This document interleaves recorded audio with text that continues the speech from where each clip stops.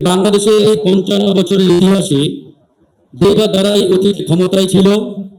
ক্ষমতায় যাওয়ার পরে সবাই একজন সংবিধান বিশেষজ্ঞ হয়ে উঠেছিল বা আমরা উঠে যাই।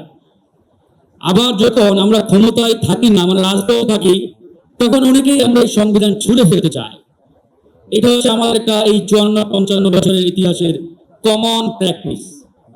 ইতিমধ্যে আমরা আমাদের কিনোট স্পিকারের কাছ থেকে আমরা মূল প্রবন্ধের পাঠ্য আমরা ইতিমধ্যে জেনেছি এবং বুঝেছি।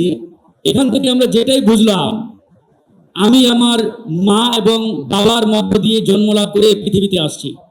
জন্মের পরে এখন আমি প্রশ্ন তুলছি, আমার বাবা মাকে, তাদের তো আমি চিনি না। আজকে এই প্রশ্নটি আমাদের সামনে বড় একটা প্রবলেম দেখা দিয়েছে, যে গণভোট এবং জাতীয় সংসদ নির্বাচন। এই নির্বাচন এবং গণভোট যে জায়গা থেকে আসছে, যে প্রক্রিয়ার মধ্যে দিয়ে আসছে, এখন আমি ওই প্রক্রিয়া, ওই জায়গাটাকে আমি প্রশ্নের একটা বড় একটা মুখোমুখি অবস্থানে দাঁড় করানোর চেষ্টা করছি। আমি আজকে যারা রুলিং পার্টি ক্ষমতাসীন, তাদেরকে প্রশ্ন করতে চাই যে আপনারা যদি পরিপূর্ণভাবে সংবিধান মানতে চান, আমাদের কোনো আপত্তি নাই ভাই, কিন্তু এই জায়গাতে আপনাদেরকে ট্রান্সপারেন্ট হতে হবে, জনগণের সামনে পরিষ্কারভাবে বলতে হবে যে আমরা পরিপূর্ণভাবে আজকে থেকে সংবিধান মানব।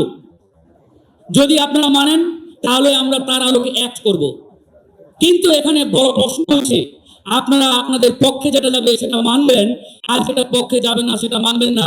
এরকম বিচারিতা আমরা মানতে পারি না এবং মানব না, একবারে স্পষ্ট। এখন আসলে নির্বাচনের আগে বর্তমান রুলিং পার্টি বিএনপি, এই বিএনপি যে ইস্তেহার, যে অঙ্গীকার জনগণের সামনে করেছিল, তারা আসলে এই সংবিধান অনুযায়ী তাদের সেই ইস্তেহার, তাদের সেই অঙ্গীকার বাস্তবায়ন করতে পারবে কি পারবে না। যদি পারে তাহলে আলহামদুলিল্লাহ, কিন্তু বাস্তবতা হচ্ছে তারা তাদের সেই অঙ্গীকার প্রেজেন্ট কনস্টিটিউশন অনুযায়ী সেটা বাস্তবায়ন করতে কোনোভাবেই পারবে না। বিএনপির ঘোষিত ৩১ দফার প্রথম দফাটাই হচ্ছে সংবিধান সংস্কার কমিশন গঠন করা, যেটা ইতিমধ্যে আমাদের সিসি বলেছেন, সেটা তারা এখনো করেন নাই। এবং বিএনপি ৩১ দফার অন্যতম একটা দফা হচ্ছে যে তারা আগামীতে পার্লামেন্ট গঠন করলে দ্বিকক্ষ বিশিষ্ট সংসদ গঠন করবে, এটা স্পষ্ট লেখা আছে না ভাই? এখন বিএনপি যে লজিক দেখাচ্ছে, সংবিধানের দোহাই দিচ্ছে যে আমরা 2/3 মেজরিটি পেয়েছি, আমরা 142 সংবিধান সংস্কার করে আমরা আমাদের সব কিছু বাস্তবায়ন করব। আচ্ছা, আমাদের সংবিধানে 142 কি লেখা আছে যে কোনো রাজনৈতিক দল যদি 2/3 নিরঙ্কুশ ক্ষমতা নিয়ে সরকার গঠন করে, আর এই ক্ষমতা দিয়ে তারা সংবিধান সংস্কার করবে, সংশোধন করবে। কি কি সংশোধন করবে তার বিশদ ব্যাখ্যা আমাদের সংবিধানে লেখা আছে।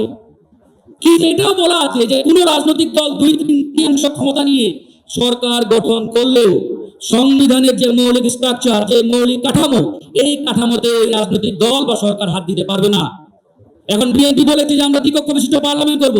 আমরা বিএনপিকে প্রশ্ন করতে চাই যে আমাদের সংবিধানে এক কক্ষ বিশিষ্ট সংসদের কথা বলা আছে, যখন আপনি এই 1 ক্যামেরা পার্লামেন্টকে 2 ক্যামেরাতে পুনর্গঠন করতে চান, বিনির্মাণ করতে চান বা গঠন করতে চান, তাহলে আপনি আপনার এই 2/3 ক্ষমতা দিয়ে কিভাবে সংবিধানের বেসিক স্ট্রাকচারে হাঁটবেন? কোনোভাবেই এটা সম্ভব না। একটা আর্টিকেল দিয়ে বলেছি, কোনোভাবেই এটা সম্ভব নয়। সুতরাং এখান থেকে স্পষ্ট, বিএনপি যদি তাদের নির্বাচনী ইস্তেহার বাস্তবায়ন করতে চায়, তারপরেও তাদেরকে সংবিধান সংস্কার পরিষদ যেতে হবে। সংবিধান সংস্কার পরিষদ ব্যতীত বিএনপি সরকার তাই তার 2/3 ক্ষমতা দিয়ে তাদের ঘোষিত নির্বাচনী ইস্তেহার কোনোভাবেই বাস্তবায়ন করতে পারবে না।